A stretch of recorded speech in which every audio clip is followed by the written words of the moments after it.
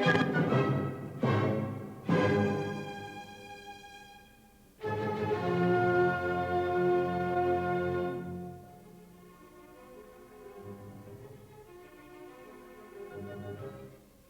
agenda nacional sustenta los valores de la libertad y la democracia y el derecho de los dominicanos y los latinoamericanos al desarrollo económico y social, con apego y respeto a los principios de soberanía y autodeterminación que sustentan y hacen posible la convivencia pacífica de pueblos y naciones, para identificar y analizar los obstáculos que han impedido e impiden que alcancemos la condición de vida y la felicidad a las que somos acreedores.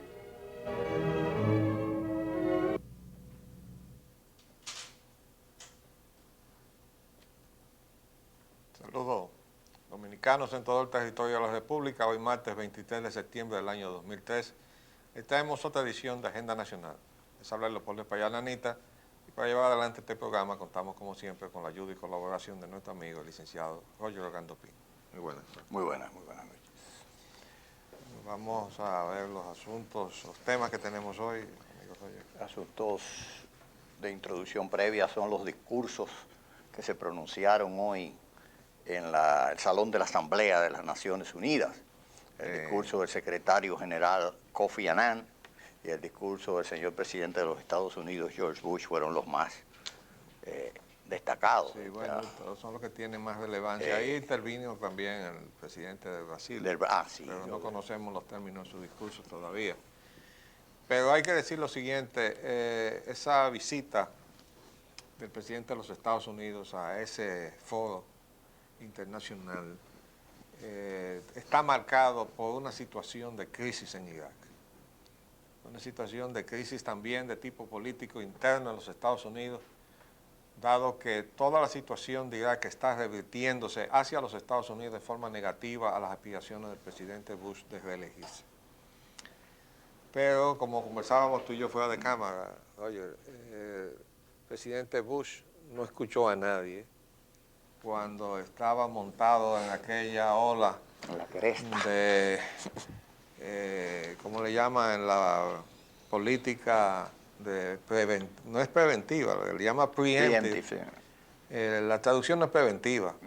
Yo buscándole un significado a lo que es realmente preemptive, que no es preventive, es agresión por presunción.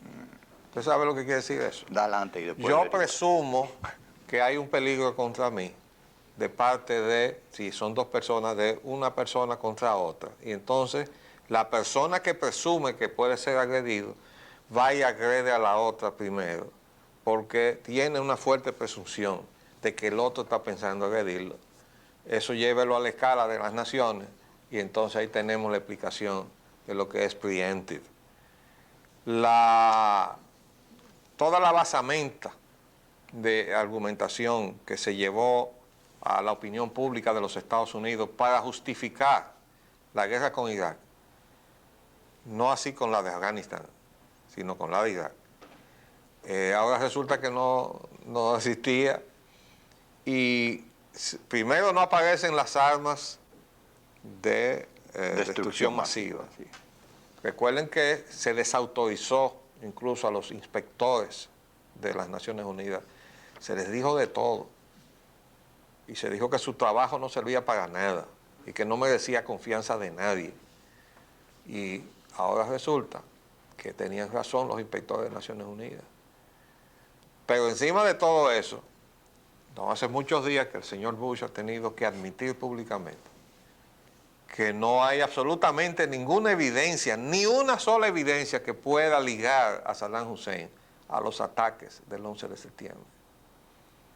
Ahora yo les voy a decir lo siguiente, yo tengo el libro de Bob Woodward, Bush en guerra. Bush at war. Sí. Ese libro lo escribió él a los pocos días de los horrorosos atentados del 11 de septiembre, que todavía no se sabe cómo fue que se articuló aquello, porque todavía hay contradicciones entre las informaciones de los servicios de inteligencia.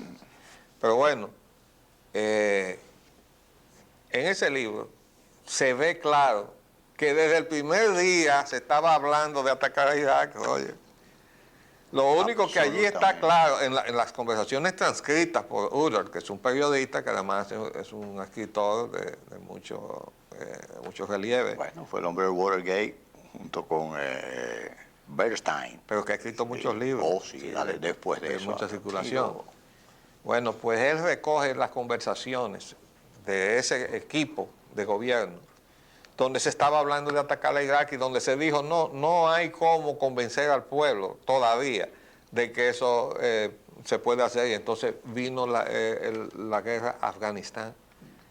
Es decir que lo de Afganistán, el pueblo de los Estados Unidos lo recibió porque refugiaba a Osama Bin Laden.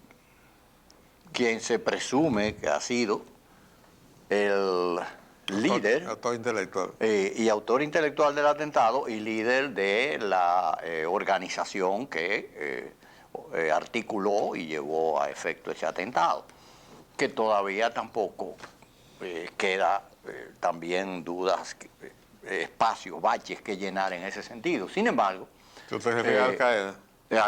sobre de que fue Al-Qaeda o de que haya sido Osama Bin Laden. Se le presume un sobrepoder extraordinario en esta acción, porque ahora mismo están saliendo otros testimonios de otros que están prisioneros, diciendo que no solo era en el 11 de septiembre en la parte oriental de los Estados Unidos, sino que había otro plan para la costa occidental, idéntico a ese. Pero lo interesante de eso, Roger, es que todo eso desplaza a Osama Bin Laden de la autoría intelectual, porque supuestamente Correcto, ahí va. otro, y este creo que es el segundo o el tercero autor intelectual de los atentados del 11 de septiembre que se descubre. Este dice ahora, no, nosotros teníamos Sí. un plan mucho más vasto y se lo presentamos a Osama Bin Laden. Quiere decir que Osama Bin Laden, en cierta No forma, fue el original. fue el que bendijo la cosa, le dijo, Exacto. mire, qué Va interesante, pa'lante. pero la cosa no salió de él. Sin embargo, hubo una guerra contra un país que se llama Afganistán, cuyos detalles todavía se desconocen, porque había un silencio total en cuanto a prensa se refiere respecto de la guerra de Afganistán. Todavía hoy Sí. las consecuencias de esa guerra se conocen de una manera muy superficial. Muy superficial. Y hay que ir un poquito más lejos, y voy a ser muy, pero muy breve, recordando aquellas estatuas que había de Buda, que meses atrás, antes de que ocurriera el atentado y de que se declarara ya abiertamente la guerra contra Afganistán por ser el régimen talibán y los Al-Qaeda quienes controlaban ese régimen en Afganistán, ya venía una propaganda, una campaña de prensa orquestándose en contra del régimen talibán en Afganistán, a pesar de que ese régimen había venido a sustituir un régimen que no era simpático a los Estados Unidos y que había sido promocionado por las agencias secretas, como la CIA en los Estados ¿Sabe Unidos, con Osama Bin Laden a ¿Sabes la cuál ha sido cabeza. la consecuencia concreta de la remoción del gobierno del talibán? Ajá. Que se ha multiplicado la Esa producción es la más de conspicua. opio 18 veces. o de heroína que entonces se exporta hacia Europa y hacia los Estados Unidos. Pero bueno, lo importante es lo siguiente. El presidente Bush ha hecho acto de presencia en Naciones Unidas. Eso fue provocado por una reunión que yo tengo el documento, que me asombró que saliera en la prensa de Estados Unidos, que relata cómo el secretario Colin Powell, ex general de 4 estrellas, ex jefe de Estado Mayor General Conjunto de los Estados Unidos, fue al despacho del presidente Bush y le dijo, mire, usted tiene que ir a Naciones Unidas. El general Myers, que es el actual jefe de Estado Mayor General Conjunto, y yo estamos de acuerdo en que esto es absolutamente necesario. ¿Por qué? Porque la situación de Irak es insostenible. Hay una desmoralización en las tropas de los Estados Unidos, y ahí es donde han ido a meter este gobierno 320 soldados dominicanos para que arriesguen su vida en una guerra ilegal que no se ha podido probar que tuvo fundamentada absolutamente nada. Injustificada. Entonces, la situación insostenible militarmente, la desmoralización de los soldados. Yo tengo una carta que me llegó por internet de un miembro de la unidad aerotransportada 101, activo, donde él relata, voy a tratar de traducirla para traérsela a ustedes. Pero eso está precedido por una serie de otras manifestaciones de lo que vale del pueblo de los Estados Unidos. no es su poder, sino su capacidad de ser leales a los principios. Y ahí ha habido más de una demostración de eso. Entonces, independientemente de esa situación, está la de los muertos y heridos y sus familiares, y la de los familiares de los soldados que están en Irak, que están reclamando que vuelvan a su país. Y entonces ahora resulta que no, que le han aumentado el tiempo de estadía en Irak. Se lo llevaron a 2 años ahora. En la medida en que todo eso se está haciendo, la popularidad, si se le puede llamar así, del señor Bush va en una acentuada declinación. Pero eso, súmenle en la situación de la economía de los Estados Unidos. Ya la experiencia de su padre, George Bush padre, fue derrotado después de su triunfo de la tormenta del desierto por la situación de la economía de Estados Unidos, por un desconocido que se llamaba Bill Clinton. De modo que nosotros le habíamos advertido al presidente Bush, véase en el espejo de su padre, porque la economía derrotó a su padre. Ahora parece que encima de la situación de crisis de la economía de Estados Unidos, también la guerra va a derrotar al actual presidente. Es decir, la misma sombra está arropando al hijo, la que arropó al padre. Pues continuamos entonces con los temas nacionales. Los efectos del sismo de 6.5 grados de la escala Richter. Mira, a mí me ha llamado la atención que algunos de los periódicos, sobre todo hoy, viene un titular como este: la isla no está libre de otro terremoto, otro gran terremoto. Y yo no veo necesidad de que se preocupe a la población de esta manera. Yo recibí por internet, me lo envió mi hijo, un manual de las previsiones que se deben tomar para el caso de sismo. Entonces ese tipo de divulgación es la que hay que hacer, y hay que hacerla con calma. No es un asunto de ir a asustar a nadie. ¿Ustedes saben por qué? Porque todas las fallas que se podían haber hecho ya se hicieron, ¿eh? Y ustedes saben dónde están. En todos esos edificios que se han construido, la mayor parte de los cuales se construyeron sin licencia y por tanto sin supervisión técnica del gobierno. Lo que quiere decir que se han puesto en el mercado, han sido ocupados, han sido vendidos, sin que se haya cumplido con la ley, que obliga a que una comisión dé la inspección final y diga que un edificio está apto para ser ocupado. Ya decíamos que tenemos autoridad moral para hablar de eso, porque nuestra primera juventud la pasamos desde la oficina de construcción del ayuntamiento, entonces se llamaba Consejo Administrativo, a la sección de construcción de obras públicas y luego a la Dirección General de Edificación. En esa época se comprobaba hasta la calidad del hormigón que se utilizaba. Y se inspeccionaba desde el replanteo hasta el último vaciado de hormigón de cada obra. ¿Dónde se está haciendo eso ahora? Yo creo que ahora tenemos que hacer un paréntesis para cumplir compromisos comerciales. Volvemos en unos minutos.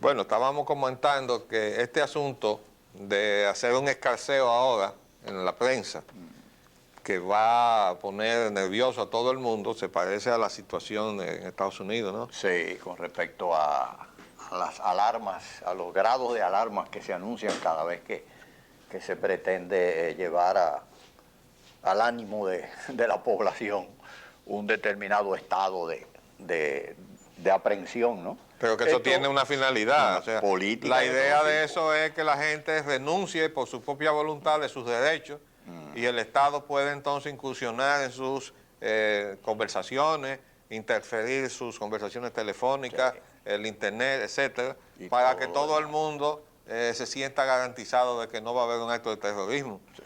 Pero cuando el gobierno de Estados Unidos tira una alerta de eso, no está contribuyendo a contrarrestar la posibilidad de un nuevo acto de terrorismo, lo que está asustando a todo el mundo. La gente. Bueno, lo mismo está pasando con este asunto.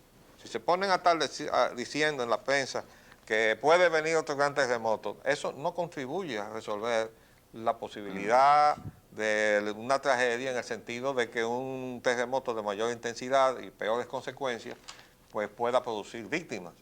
Lo que hay que hacer es que esa comisión que ahora está inspeccionando edificios allá, se nutra de más técnicos especializados en cuestiones de cálculos antisísmicos para inspeccionar ahora todos esos edificios que se permitieron construir sin licencia, sin supervisión, para asegurarle a la población de que reúnen las condiciones de resistencia para garantizar que no van a colapsar con un sismo de los que están previstos.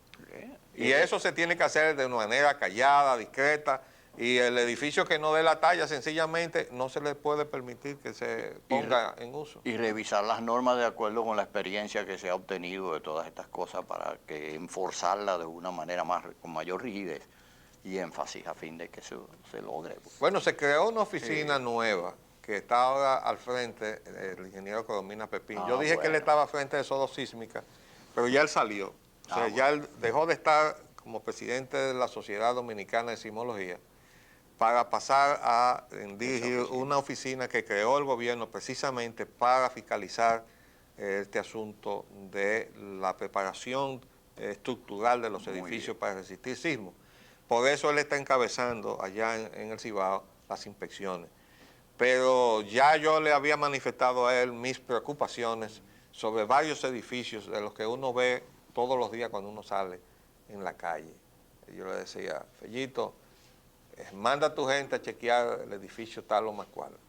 A mí me dice lo que yo aprendí en la universidad, que eso no se debió haber hecho. Pero como ahora suceden tantas cosas diferentes, pero ahora está el asunto de las consecuencias de estas imprevisiones, que gracias a Dios hasta ahora hemos salido bien. La prensa sale llena de edificios colapsados en Puerto Plata y de mala manera. Miren esta foto. Pero hay algo muy curioso. Y es una estructura nada más que de 2 niveles. Imagínense una de 20 pisos. Hay algo muy curioso, que la mayoría de los edificios colapsados han sido construidos por el Estado, ¿no? Bueno, escuelas, hospitales. Sí, pero ¿y qué tú crees? Qué curioso, ¿Tú no crees que eso tiene que ver con los grados a grados? Debe haber alguna relación con ello, ¿no? Yo solamente lo apunté y lo acoté en forma marginal. Vamos arriba, vamos a ver qué más tenemos. Los desatinos aeroportuarios que comenzamos ayer a comentar, ese tema. Pero a reserva de volver sobre la médula del tema, yo me voy a permitir que usted comente sobre el titular número 3 que dice: Frank Rainieri es reconocido por la Comisión Aeroportuaria. La entidad presentó al homenajeado ante los asistentes como el creador del primer aeropuerto privado del país. ¿Qué le parece? Bueno, mire, yo no quise que esto pasara debajo de la puerta, como dicen, porque esto es una situación que retrata cómo se han invertido los valores en esta sociedad. En primer lugar, el señor Rainieri, al frente del Grupo Punta Cana, no fue el creador del primer aeropuerto privado del país. Mucho antes, y de acuerdo con la ley, existían aeropuertos privados. La Central Romana tenía un aeropuerto privado, los ingenios del señor Kilburn tenían aeropuertos privados, no uno, varios, porque se movía de un punto a otro del país y aterrizaba en su avión en los distintos puntos donde estaban sus ingenios. Y la Alcoa también tenía un aeropuerto privado. Y la Alcoa tenía un aeropuerto privado. Eso quiere decir, de acuerdo con la ley, y tú me corriges si me equivoco, porque tú eres el licenciado en ciencia aeroportuaria, que un aeropuerto es privado cuando se utiliza por una sola empresa o una sola persona para su propia usufructo y actividad. Sí. Cuando le vende entonces servicios a un tercero, ya deja de ser. Deja de ser entonces privado y se convierte en un aeropuerto comercial. Público. Eso sucedió con el aeropuerto de Punta Cana. Punta Cana construyó un aeropuerto que utilizó, mientras el único proyecto turístico que existía allí era el de Punta Cana. Cuando Punta Cana comenzó a vender sus lotes, los totales 64 millones de metros cuadrados que habían comprado, que realmente fue un norteamericano, abogado, que se llama Ted Kill, con el dinero de la FLCIO. Entonces comenzaron a venir los otros inversionistas y comenzó a desarrollarse la esencia de ese proyecto, que es un negocio de bienes raíces. Ellos compraron una gran cantidad de tierra para venderle a terceros. Los otros eran los que venían entonces a hacer las inversiones, y ahí están los hoteles.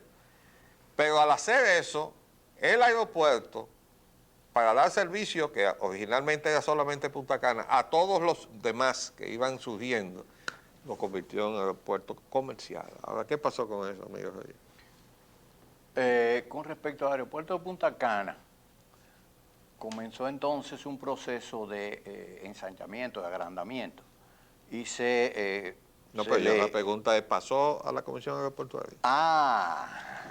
Nunca ha pasado a la Comisión Aeroportuaria. La Ley 8 dice que automáticamente ese aeropuerto comenzó a dar servicio a terceros, que se convertía en comercial. Tenía que haber pasado a la Comisión Aeroportuaria. Como sucedió con el de Romana. Nunca pasó, exacto. Como sucedió. Nunca pasó, y se pasó desde el momento mismo en que llegó el próximo inversionista tercero ahí a invertir y a recibir servicio de ese aeropuerto. Hasta esta fecha, violando la Ley 8.